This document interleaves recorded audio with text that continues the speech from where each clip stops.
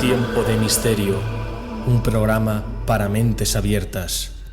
Tiempodemisterio.com, en busca de la verdad.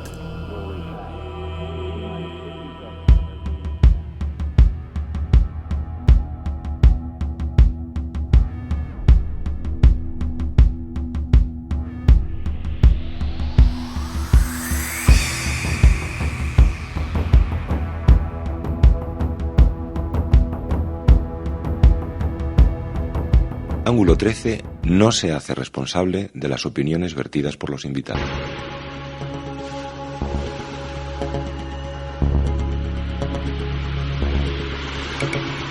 Ángulo 13. Presentado y dirigido por Juanca Romero.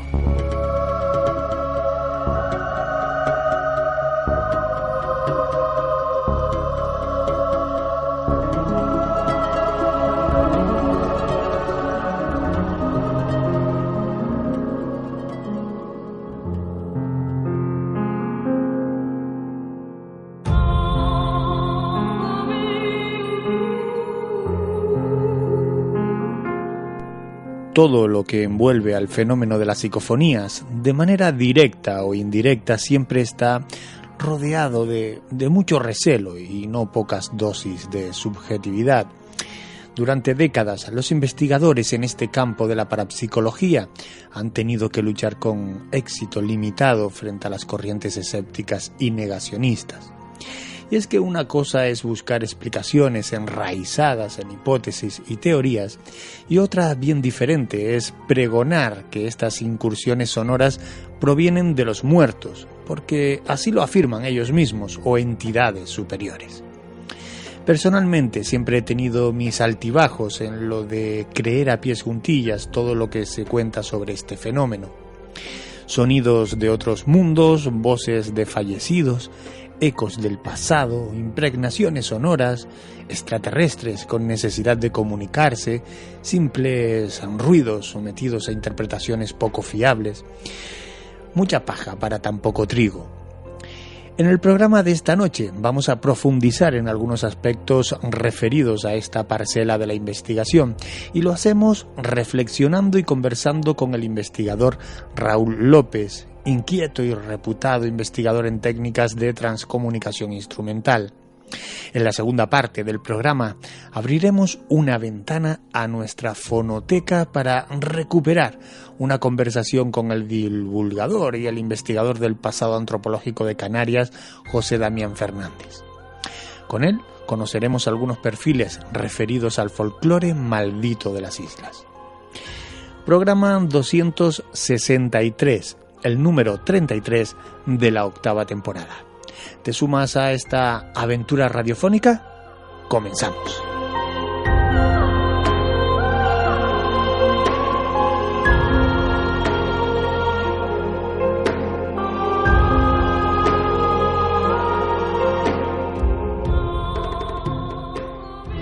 Las ciencias ocultas, parapsicología y los misterios que encierra la humanidad en Ángulo 13, la puerta que se abre al otro lado.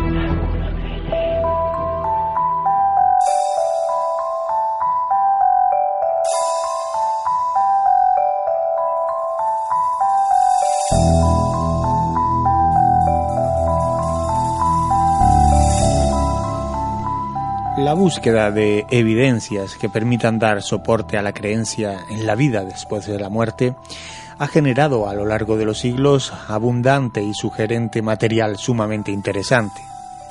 El trabajo con médiums, las revelaciones de los místicos, las vivencias de millones de personas que han regresado de lo que se interpreta como la frontera de la vida, las visiones de moribundos en el lecho de su muerte o la investigación de presuntos reencarnados. Todo ello ha proporcionado elementos al más profundo y trascendental de los debates. Si existe otro mundo, ¿puede ser detectado a través de recursos tecnológicos? ¿Podemos tender puentes entre nuestro lado y ese que hemos dado en llamar más allá? Hace unos pocos días he podido mantener una amplia charla con el invitado de esta noche. Raúl López, investigador en el campo de la transcomunicación instrumental, conocida como TCI, cuenta con un nutrido archivo de registros teóricamente imposibles. Sobre esta vertiente del misterio y otros frentes hablamos en esta primera parte del programa. Bienvenido a Ángulo 13 y sobre todo gracias por prestarte a este ratito de charla. Muchas gracias, Juanca. Es un placer estar en tu programa y te agradezco que hayas contado conmigo para esta entrevista. Para mí es un halago y un privilegio. Gracias. ¿Psicofonías? ¿Parafonías? ¿O debemos bautizar el fenómeno con otro nombre? Es una buena pregunta. Las dos denominaciones contienen el sufijo fonía, que significa sonido o voz. Hasta ahí todo correcto. En cambio, el prefijo psico no me parece del todo acertado, porque psico en el griego antiguo significa vida, alma o mente. Y actualmente se utiliza para denominar algo relacionado con la mente humana, como por ejemplo psicología. Así que con la denominación psicofonía da a entender que el origen de la fonía, del sonido, es mental, cuando realmente no sabemos su procedencia. En cambio, el prefijo para me parece más acertado porque para significa al margen de. Por ejemplo, paranormal sería lo catalogado al margen de lo normal. Así que con parafonía estaríamos refiriéndonos a una voz o sonido al margen de lo normal, o lo que sería habitual. Es decir, que hacemos más bien referencia a un sonido desconocido. Aquí otros investigadores, como en Italia, prefieren denominarlo metafonía, donde el prefijo meta significaría más allá de, pero no lo considero tan acertado. Me gusta más la denominación inglesa de EVP, que significa Electronic Voice Phenomenon, el fenómeno de las voces electrónicas, puesto que las mal llamadas psicofonías serían eso, un fenómeno por el cual voces desconocidas se graban o se reproducen en un aparato electrónico. Aún así, si queremos generalizar más e incluir en el fenómeno transcomunicativo cualquier tipo de dispositivo electrónico, como televisores con las mal llamadas psicoimágenes, o ordenadores, faxes, teléfonos, me gusta más entonces la denominación transcomunicación instrumental, que es un término acuñado en la década de los 70 por el físico e investigador alemán Ernst Sikorsky, donde el prefijo trans significa a través de, es decir, nos referiríamos a comunicación a través de dispositivos electrónicos. Para resumir, para grabaciones sencillas donde no hay una interacción de pregunta-respuesta, me parece correcta la denominación parafonía, y donde hay una interacción comunicativa, me parece más correcto denominarlo transcomunicación. La TCI es sin duda una de tus grandes pasiones y sobre la que más has investigado y escrito. ¿Es un campo estancado dentro de esta temática? Pues por desgracia yo diría que en general sí, aunque se están produciendo avances curiosos en la investigación, pero no por parte de la ciencia, que todavía a día de hoy reniega del fenómeno, sino por parte de investigadores privados que están obteniendo resultados relevantes. El problema quizá es la diversidad de métodos que existen para transcomunicar y que no hay ninguno que sea mejor que otro. Y además, cada método puede funcionar para un experimentador y el mismo método no funcionar en otro experimentador. Por ejemplo, tenemos algunas médiums del principios del siglo pasado que conseguían que las voces surgieran de unas trompetas huecas de metal. También tenemos el caso de un fotógrafo llamado Attila von Szilay, que fue estudiado por el psicólogo Raymond Bayles en la década de los 50 y que conseguía que las voces aparecieran en el ambiente sin usar ningún aparato electrónico. Tenemos también al medium Leslie Flynn, que en estado de medio trance generaba una especie de aparato fonador hecho de ectoplasma y por allí salían las voces. Luego están los métodos utilizados, por ejemplo, por el grandísimo Marcello Bacci, que utilizaba una radio de válvulas sintonizada en una zona sin emisión en la onda corta. Tenemos también a Anabela Cardoso, que utiliza una radio digital también en la onda corta. Hans Otto Konig, que utiliza generadores de infrarrojos, ultrasonidos y aparatos varios que él mismo fabrica en base a sueños y el dictado de las supuestas entidades. Tenemos también aparatos que se hicieron conocidos como los de en los años 70, los de la MetaSense Foundation, que creó una máquina que denominó el Spiricom, que era un dispositivo con un conjunto de generadores de 13 tonos que abarcaban la gama de la voz masculina, más un generador de frecuencia, y las supuestas entidades pues modificaban dichos tonos para poderse comunicar. Luego tenemos escaneadores de frecuencias como los que ideó el canadiense Frank Samson. Tenemos Sonia Rinaldi, que utiliza troceados aleatorios de palabras en un idioma extranjero. Claro, en general son muchos métodos, muchos procedimientos diferentes, pero que solo funcionan, como he dicho, para ese experimentador en concreto. Quizá el método más universal, que es el que casi todo el mundo conoce, es el típico micrófono y grabadora. Lo que sucede es que con este método las psicofonías son de más corta duración y menos comprensibles, ¿no? Yo te diría que posiblemente el que ha llegado más lejos en el estudio de la transcomunicación ha sido el físico Hans Otto Konig, que su investigación giró en torno a una finalidad que fue, como él dice, ¿no?, la transformación de campos de información invisibles que existen en otros planos para hacerlos audibles y visibles. Según Konig, todos nuestros pensamientos son vibraciones que pueden ser sintonizadas por otros seres a través de un proceso que él denomina resonancia. Él descubrió que para que la comunicación tuviese lugar, tanto las supuestas entidades como el experimentador y el equipo utilizado tenían que formar una unidad de resonancia. Entonces, según Konig, las supuestas entidades suministran una frecuencia adaptada al propio experimentador y que entra en contacto con la frecuencia proporcionada por la radio o otro dispositivo o generador de frecuencias, y estas dos frecuencias crean a su vez una interferencia que se decodifica y modula. Konig pues realizó cientos de experimentos y al final encontró una combinación de 6 frecuencias significativas que permitían establecer el contacto. Y para ello pues creó varios aparatos hasta que consiguió perfeccionar la comunicación, ¿no? Además, Konig, dentro de su magnífica investigación, consiguió grabar imágenes más sonido de las supuestas entidades. Es decir, lo que sería una combinación de psicofonías más psicoimágenes. ¿Qué sucedió con todo ello? Pues que, sobre todo con el tema de las psicoimágenes con voz, ¿no?, que recibió duros ataques, tanto de la ciencia como de grupos escépticos, y dejó de investigar, que se metió en la cueva. Y hasta hace poquitos años, yo diría que 3 o 4 años, donde por fin he visto que tiene su página web y su Facebook, y donde parece que vuelve a experimentar. No sé si vuelve a crear nuevos aparatos o a seguir teorizando sobre la transcomunicación, pero sí que experimenta. De hecho, mi pareja y yo tenemos una reunión con él en julio, donde hará una experimentación en su casa, en este caso con uno de los aparatos que tiene para conseguir transcomunicar. Actualmente tenemos el caso del italiano Marco Luzzatto, que también estuve con él en el año 2018, el año pasado, en abril, en una convención, que ha creado un dispositivo de grabación de psicoimágenes con el que consigue también resultados espectaculares, ¿no? Según él, cosa que también corroboran otros experimentadores de prestigio, el éxito para poder transcomunicar y conseguir esas imágenes que él consigue se basa en una combinación de técnicas mediúnicas con el electromagnetismo. Él dice que las entidades envían imágenes modificando los campos electromagnéticos.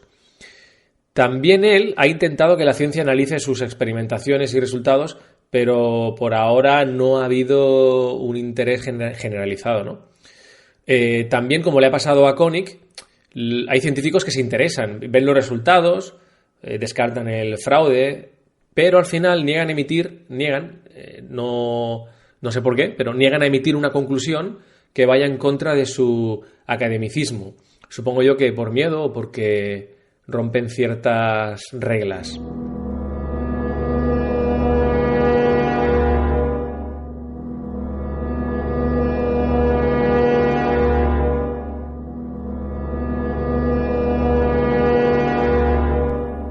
Refiriéndonos a la transcomunicación instrumental, ¿cuál es la gran verdad y cuál es la gran mentira? Pues son las grandes preguntas. Quizá empezaré por la mentira, que es algo más simple. Para mí es mentira que la transcomunicación no exista. Dejando a un lado los fraudes, las pruebas son abrumadoras. Otra cosa es que los métodos utilizados en ocasiones no sean los más adecuados o adolezcan de fallos de seguridad que nos puedan dar resultados sospechosos. También sería mentira relacionar el fenómeno solo con el contacto espiritual de entidades fallecidas y no contemplar otras posibilidades, ¿no? O también puede ser la coexistencia de varias posibilidades. En relación a la verdad, pues es complicado. En base a mi experimentación y a mis resultados, no tengo ninguna duda de la existencia del fenómeno. Para mí eso sería una gran verdad. De todas maneras, no hay verdades absolutas. Yo no soy poseedor de la verdad. Aún así, en base a mis investigaciones, tanto de estudio como de experimentación, puedo decir que hay 2 principios y 13 pasos necesarios para conseguir transcomunicar y que podríamos considerar como verdades, y lo digo entrecomillado, o lo podríamos considerar como el secreto de la transcomunicación. El primer principio es que tenemos que hacer un cambio en nuestra estructuración mental. Y el segundo principio es que tenemos que vibrar en la misma frecuencia de las supuestas entidades. Claro, para conseguir estos 2 principios tendríamos que cumplir por lo menos con la mayor parte de estos 13 puntos que yo en su día pues intenté resumir para una mejor comprensión, ¿no? El primero sería el estudio, porque aunque el fenómeno pueda surgir de forma espontánea, si repasamos la historia de los mejores transcomunicadores, nos damos cuenta que eran personas muy ilustradas y que además habían leído mucho sobre estos temas, ¿no?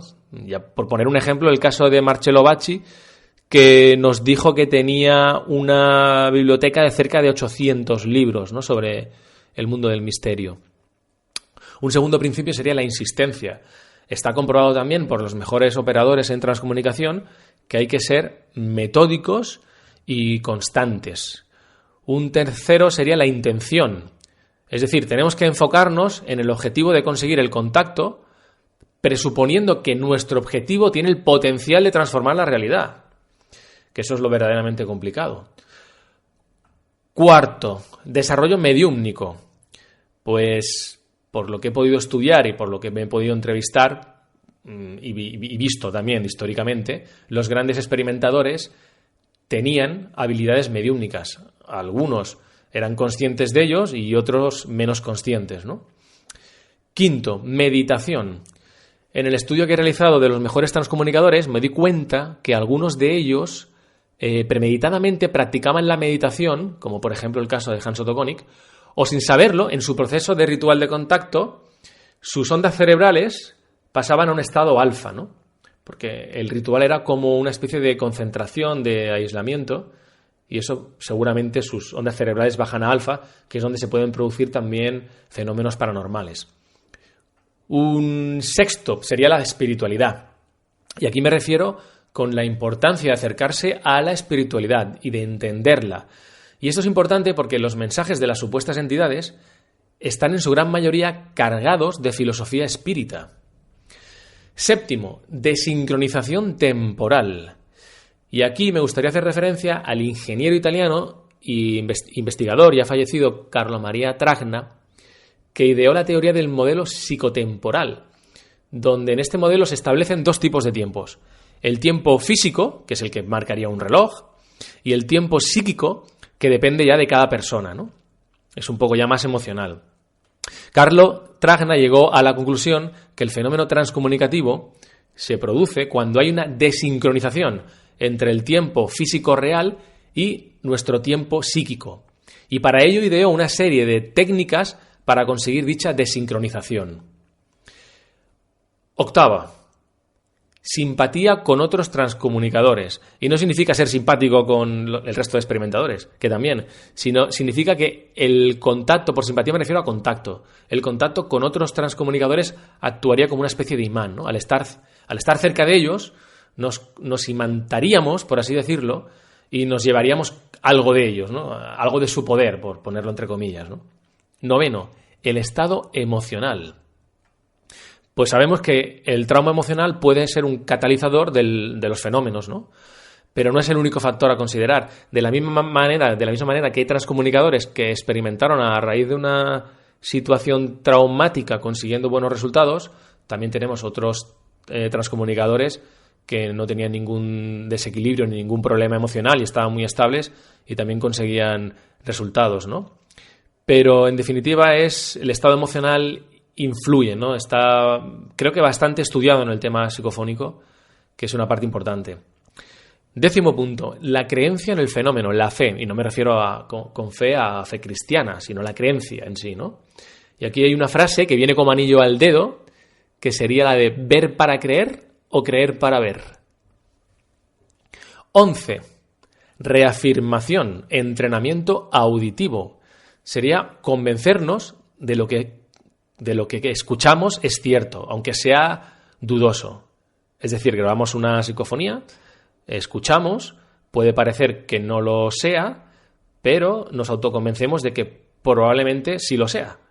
Y parece ser que este recurso de autoconvencimiento, aunque sea un falso convencimiento, también mejora el fenómeno. En el puesto número 12, desarrollo de la propia técnica.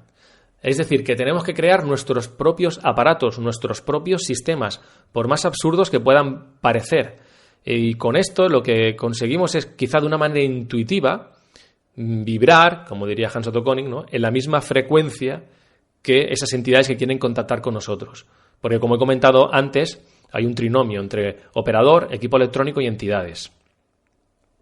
Y por último, el número 13, y quizá el más importante, es la voluntad de las entidades. Es decir, que esas supuestas entidades quieran contactar con nosotros. Porque si después de todo lo anterior deciden no contactar, pues no habrá contacto. De la misma manera que, aunque no cumplamos algunos pasos anteriores, si deciden el contacto, pues parece ser que el contacto puede llegar a darse. Eso siempre considerando que la entidad sea autónoma y ajena a nosotros, que no sea nuestro propio inconsciente el que produce el fenómeno. ¿Qué aportan sistemas de grabación o captación como la Spirit Box o Ghost Box que no aporten, por ejemplo, las convencionales grabadoras? A ver, la Ghost Box es un escaneador de frecuencias de radio a mucha velocidad, sobre los 100 milisegundos más o menos, donde parece ser que entre esa amalgama de ruido blanco y sonidos radiofónicos, las supuestas entidades modulan ese ruido y se manifiestan. Esta idea de la Ghost Box viene de los años 80, donde el danés Peter Stein escaneaba emisoras con una vieja radio y obtenía psicofonías, ¿no? Pasaba el dial muy rápido, hacía preguntas y entre esa amalgama de sonidos pues aparecía la voz psicofónica, ¿no? Ya en 1995, el ingeniero de Colorado, Frank Samson, después de conocer los trabajos de Peter Stein, se decidió a construir una especie de Ghost Box conocida como la caja de Frank, que presentó de manera pública en el año 2000, ¿no? Pero la Ghost Box como tal se popularizó en el 2009 gracias a un ingeniero llamado Gary Galka, que perdió a su hija en un accidente de tráfico en el 2004 y construyó dicho aparato, que era básicamente la caja de Frank, pero más moderna y mucho más pequeñita, y que la comercializó con el nombre de PSB-7. Luego ya se encargaron programas de estos americanos cazafantasmas en ponerlo de moda, ¿no? Entonces, se dice que las entidades necesitan de un soporte para comunicarse, algún tipo de ruido en determinadas frecuencias o incluso voces humanas troceadas aleatoriamente, ¿no? Parece ser que dichas entidades, como he dicho, utilizan la amalgama de sonidos de la Ghost Box para manipularlo y generar un vocablo o varios que sean entendibles. Como bien sabes, yo conseguí grandes resultados con dicho método, pero si te soy sincero, según en qué manos esté, no es fiable, tanto por el número de pareidolias auditivas como por confundir algún vocablo de un locutor con una respuesta paranormal, ¿no? Aunque cueste creer por la popularización de esta técnica, yo te digo que cuento con los dedos de una mano los experimentadores en el mundo que consiguen resultados destacables, que sean además consistentes y duraderos en el tiempo.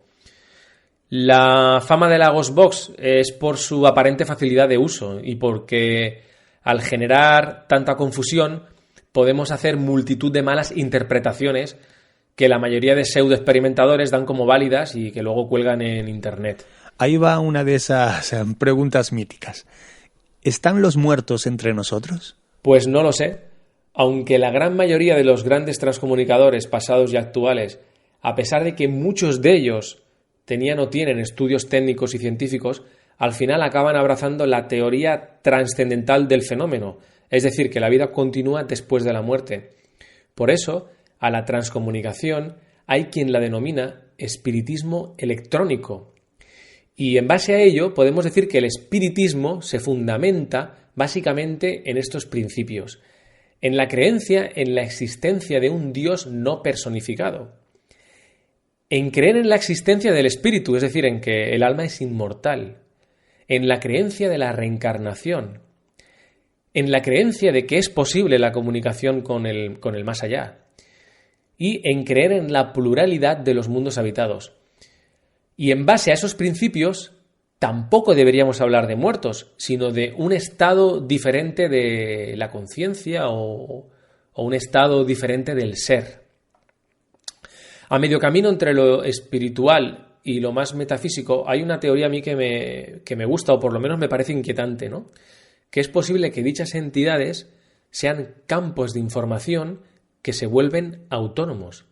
Es decir, que en vida todos nuestros pensamientos, emociones, percepciones no se pierden, sino que quedan registrados en una matriz informacional que algunos denominan el campo acásico, que es un lugar donde estaría contenida toda la información universal.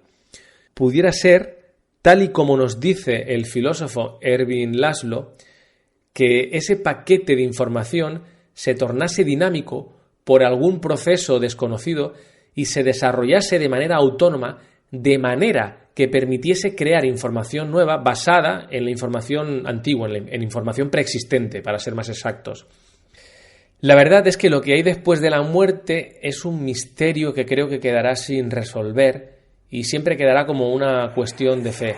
Y lo creo simplemente por preservación de la especie, más que nada.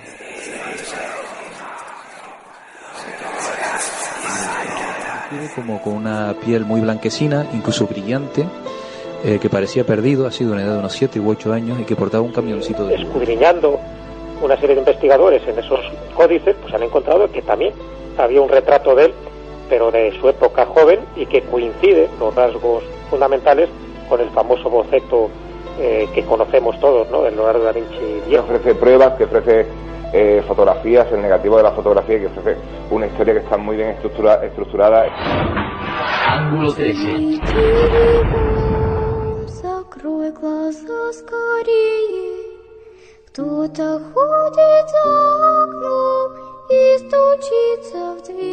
Continuamos en Ángulo 13 y lo hacemos en compañía de uno de los grandes investigadores del misterio, en compañía de Raúl López, responsable del portal Tiempo de Misterio. Cuéntanos, Raúl, si muchas personas afirman haber atravesado el túnel de luz tras una muerte temporal, y si quiere lo entrecomillo, ¿no sería posible hacer el mismo viaje de forma inversa por los que se suponen que están al otro lado? ¿Los muertos, y vuelvo a entrecomillar, podrían atravesar el túnel en sentido contrario?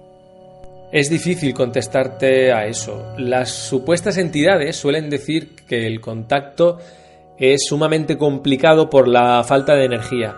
No hablan de túnel de luz para ponerse en contacto con nosotros, sino que es necesario abrir un canal o establecer un puente de conexión que, una vez establecido, permite dicho contacto. Lo complicado es establecer dicho puente. Ellos hablan, como antes he comentado en los puntos anteriores, de insistencia, del poder del amor, del poder de la fe.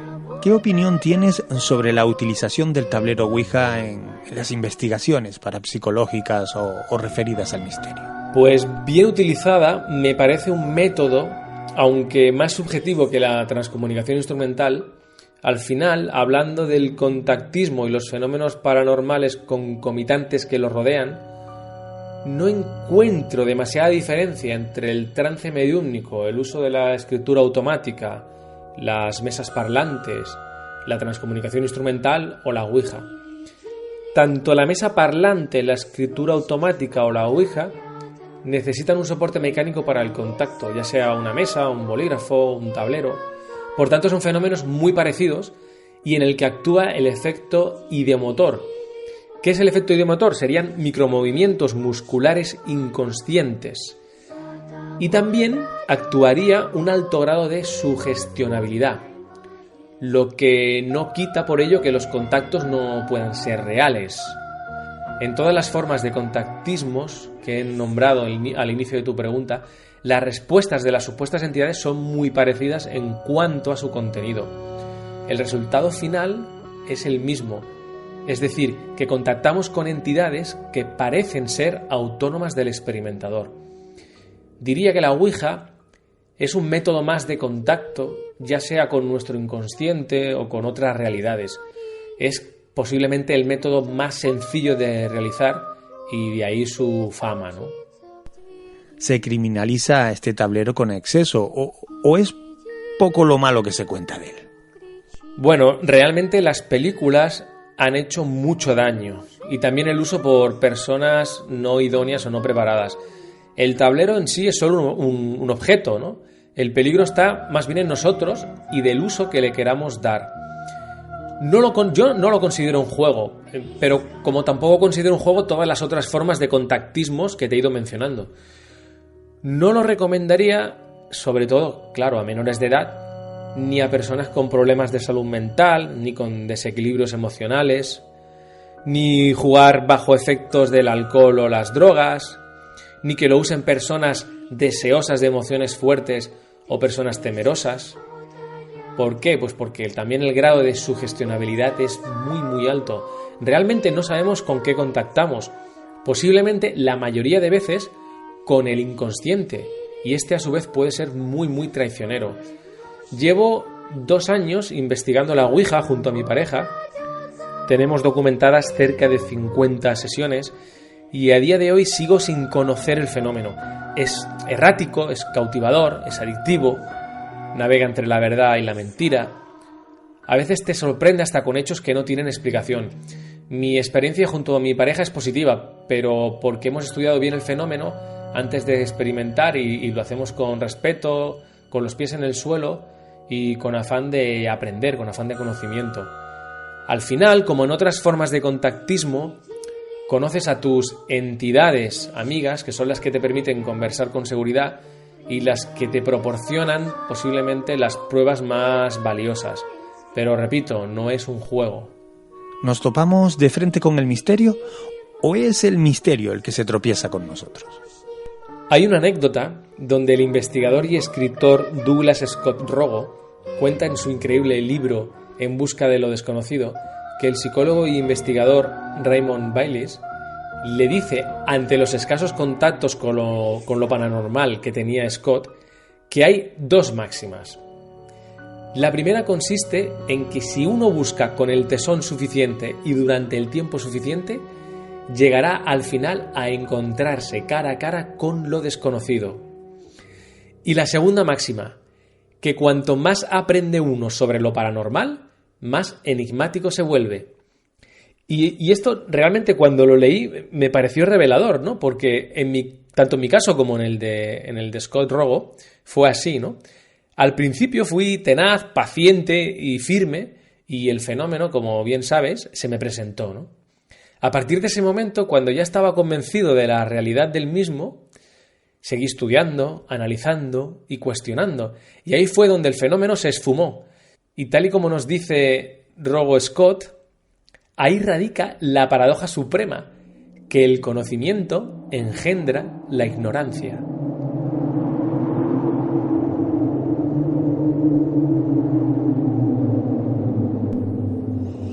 Raúl, háblanos un poco de Tiempo de Misterios. ¿Tu particular aventura divulgativa? Tiempo de Misterio nació a principios de 2014, después de que meses antes experimentara con la transcomunicación y además como escéptico obtuviera resultados inexplicables. Ahí decidí que todo esto se debía contar.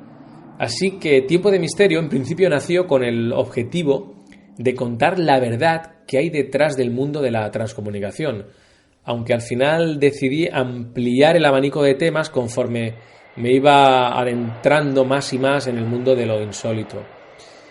Realmente mi intención es divulgar de la manera más aséptica posible todos estos temas tan misteriosos. Cuando hablo de contar la verdad, me refiero a mi verdad, lo que yo considero que es la parte honesta del misterio. Y para ello, no vale solo con leer mucho y conocer a otros investigadores, sino que tengo que experimentar en la medida de lo posible. Así que Tiempo de Misterio a día de hoy es un blog, es un canal, es un programa de autor, no está financiado y además no gano dinero con él. Más bien yo te diría que todo son pérdidas, ya que me lo costeo todo de mi bolsillo, desde la compra de libros, documentos, viajes, aparatos. En definitiva, este no es mi modus vivendi, pero sí que le dedico muchísimo tiempo porque me apasiona y porque me encanta divulgar. Lo que logramos ver concretamente fueron una serie de luces de carácter. El hombre ante lo desconocido pues siempre tiene un cierto temor. Yo soy una de esas personas para quienes todo lo relacionado con la muerte. Habíamos visto algunas luces de estas, como se apagaron los faros, se apagó el motor y el cassette dejó de funcionar. También los amigos de Ángulo 13, a partir de este momento ya pueden descargar el programa desde la página web. Ángulo 13.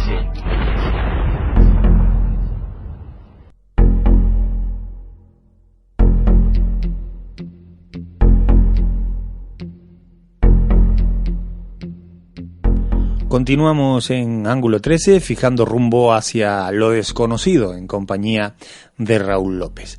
Permíteme que abra por un momento las ventanas y miremos hacia el cielo.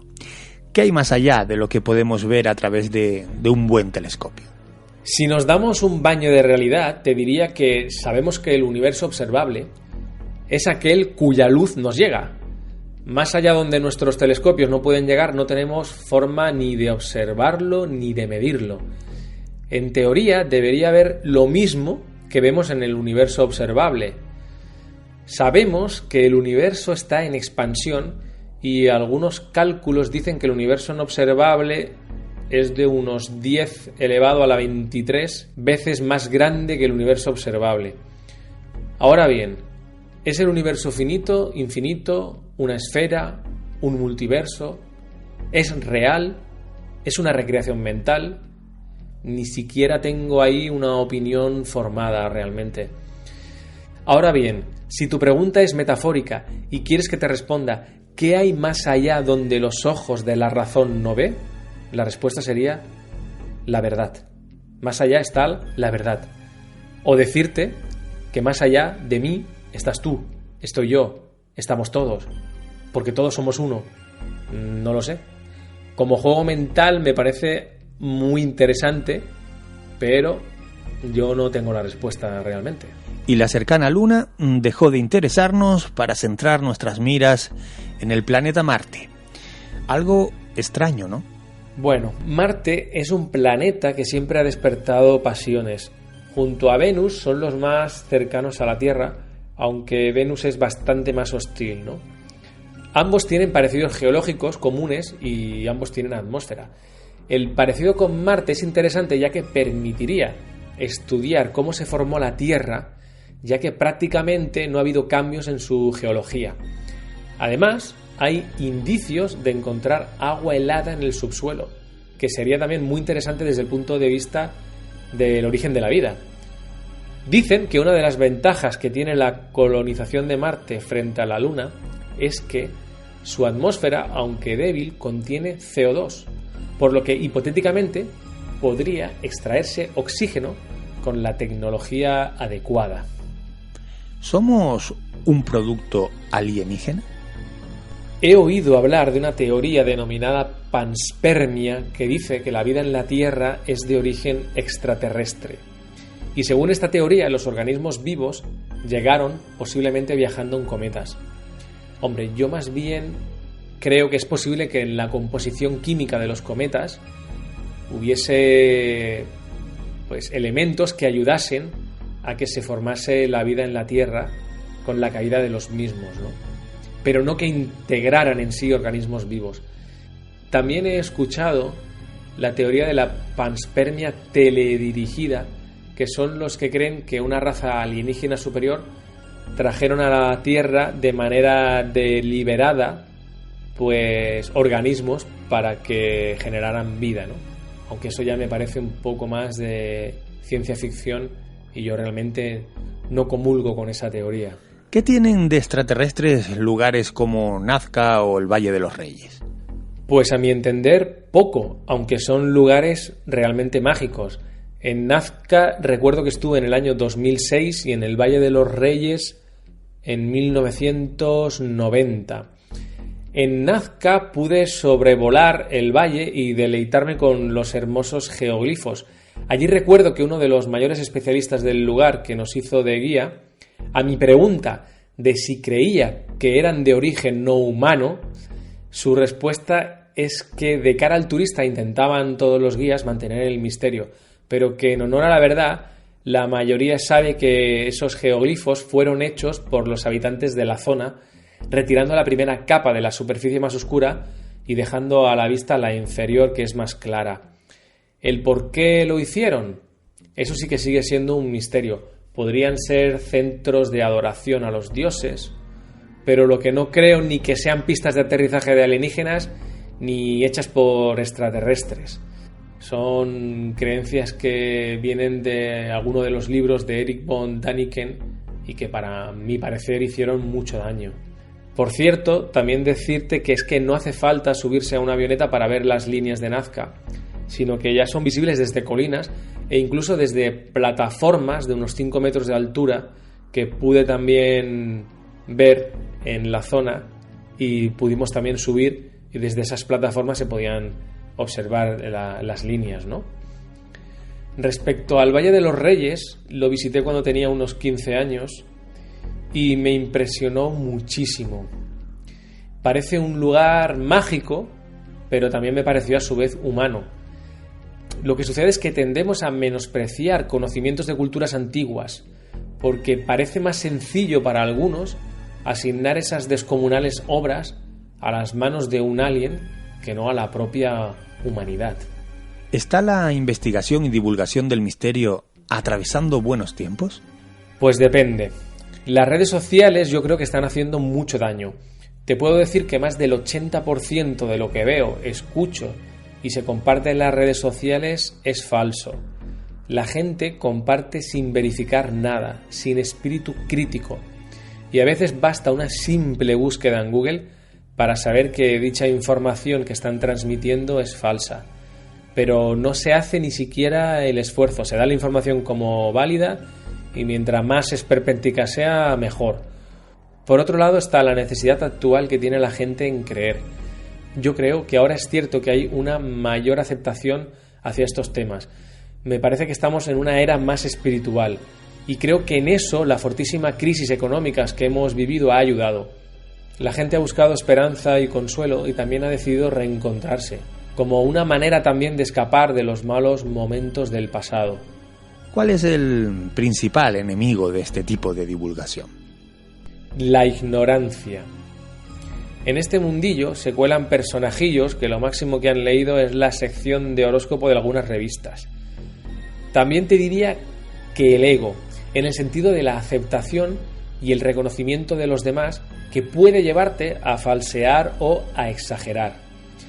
El tema económico también influye, no tanto por escribir en una revista o vender un libro, que ya, como tú sabes, pues no da para mucho, sino los likes. La red está plagada en sus diferentes plataformas de comerciantes del misterio que ganan a costa de clics. Un libro de estas temáticas, del mundo del misterio, de la historia, en fin, de estos temas tan controvertidos, y el por qué te ha interesado o cautivado especialmente. Si me lo permites, no puedo recomendarte un único libro. En estos últimos años me he leído multitud de buenos libros y ciertamente hay que buscar bien porque la mayor parte de la literatura sobre lo insólito es bastante mediocre. Voy a proponerte 4 libros que ilustran muy bien el contenido de esta entrevista y que además son fáciles de leer. Son libros que están muy bien escritos, con honestidad, y la información que aportan es imprescindible. Y además, en mi caso, me hicieron pensar y replantearme algunas cuestiones. El primero de ellos, y que considero imprescindible y que nos brinda información de primerísima calidad, es el libro titulado Manual del Investigador de Fenómenos Paranormales, de Jorge Liébana. Jorge es un investigador al que conozco, es técnico superior en telecomunicaciones e informáticas y lleva bastantes años como divulgador y estudioso, pero además experimentador de campo en todo lo relacionado con el tema paranormal. En este libro se habla de procedimientos y herramientas necesarias para realizar una buena investigación. También nos explica cómo se graba una psicofonía, cómo conseguir psicoimágenes y da un repaso de la historia de los mejores transcomunicadores del mundo y sus métodos. Conozco bastante bien esta obra porque además tuve la oportunidad de asesorarle en algún capítulo como el dedicado a la Ghost Box, ¿no? El siguiente libro que me cautivó es el titulado OVNIs, del espacio exterior al espacio interior, del escritor y periodista Moisés Garrido. Moisés es posiblemente uno de los investigadores y escritores más eruditos que tenemos en nuestro país. Y además, como curiosidad, te diré que tiene la mayor biblioteca del misterio de España. Me parece un investigador íntegro, honesto y un escritor exquisito. Su libro, además, a mí me cautivó desde la primera página. En él hace un repaso de la historia de la ufología y trata de los aspectos más intrigantes y desconocidos del fenómeno. Se adentra en el mundo de la paraufología, teorizando sobre las características psíquicas del fenómeno y relacionándolo con otros tipos de contactos, como por ejemplo las apariciones marianas, entidades espirituales o mitológicas.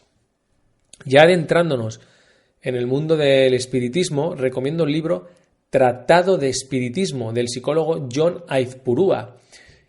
John es un referente mundial en la divulgación de la parapsicología y la filosofía espírita, que por cierto recomiendo que busquéis conferencias de él en YouTube porque son realmente exquisitas. Y por último, otro libro que me conmovió es En busca de lo desconocido, de Douglas Scott Rogo. Scott fue uno de los escritores e investigadores más respetados en el mundo del misterio, que lamentablemente falleció asesinado a los 40 años.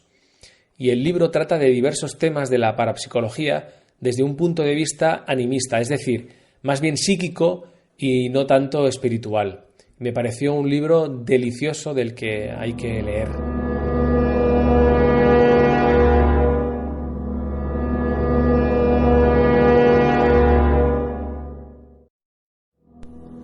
Interesantes propuestas literarias que sin lugar a dudas vamos a tener en cuenta la próxima vez que vayamos a una librería o queramos escarbar en las amplias estanterías de las bibliotecas. Ha sido un placer compartir contigo este tiempo de radio. Ángulo 13 siempre lo ha sido y también ahora sigue siendo tu casa. Un fuerte abrazo, Raúl. Como siempre, el placer ha sido mío y como alguien dice, la verdad está ahí fuera. Ciencias de frontera. Enigmas. Historia oculta. Leyendas. Misterios.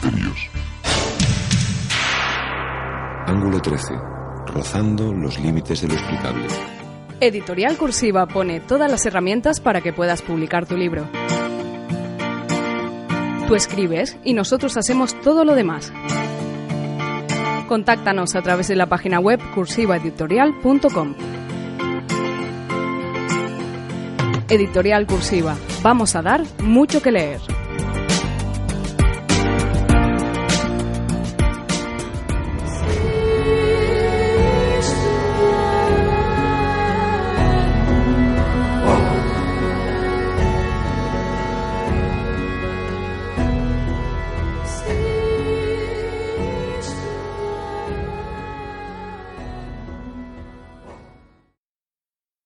Tiempo de Misterio, un programa para mentes abiertas.